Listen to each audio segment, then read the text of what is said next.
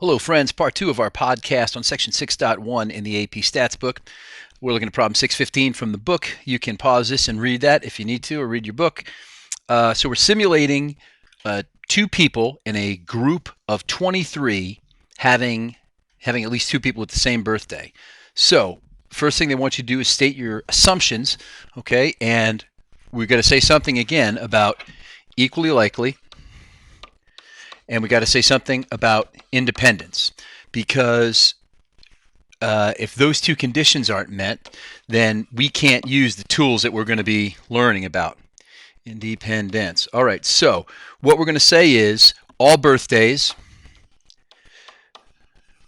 are equally likely, and we're going to say that they're independent. In other words, one person's birthday does not change the likelihood of anyone else's birthday. So we're going to just address both of those things. So what would I do?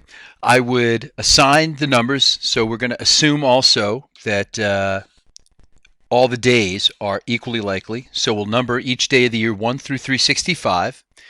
And then we'll do, on the calculator, random integer command. Let's pop that up. So just to review, math, left arrow to probability, and random integers number 5.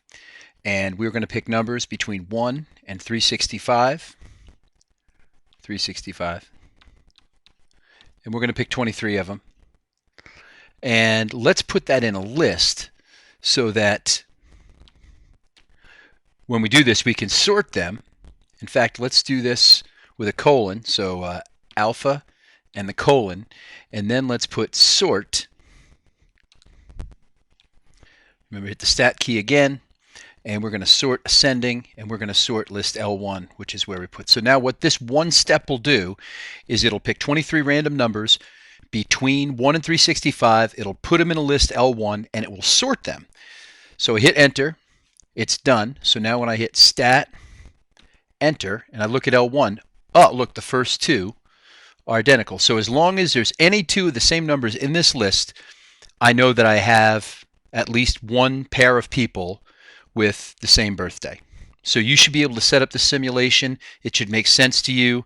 And that if I repeated this step a lot of times, I could see how likely it was. I could get a percentage of the time that I would guess if I have a room full of 23 people that at least two of them would have the same birthday. We'll do just one more here in 6.1. All right, so I apologize to people that are not baseball people, but I still think it's straightforward. We have a batter whose average is 320, which means he is likely to get a hit 32% of the time. So the first question asks you to assign numbers. So I would just do this. I would say 1 through 32 represent hits, and 33 through 100, 00, equal not hits.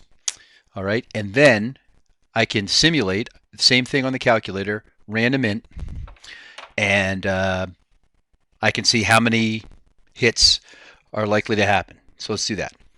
Now, just a reminder, I have the previous steps still listed on my calculator. I'm going to use basically the same setup. So if I hit second enter, it brings up the last step, and now I can go, and all this is going to say the same. The sort ascending, the list 1, the store in list 1, all the same. So what am I changing? I'm just going to do numbers between 1 and 100. And instead of doing 23, I'm going to do 20 of them.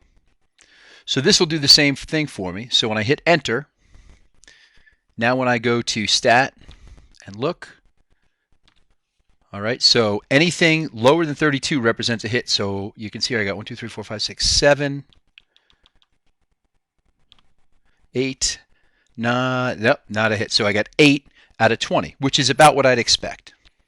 So in the first simulation, I got 8 hits out of 20, and they want you to do this 20 more times, and then you're going to add up all the hits and all the at-bats. So that means I'm going to end up with 400 at-bats and some number of hits. And everybody's would be different unless we use the same spot in the random digits table.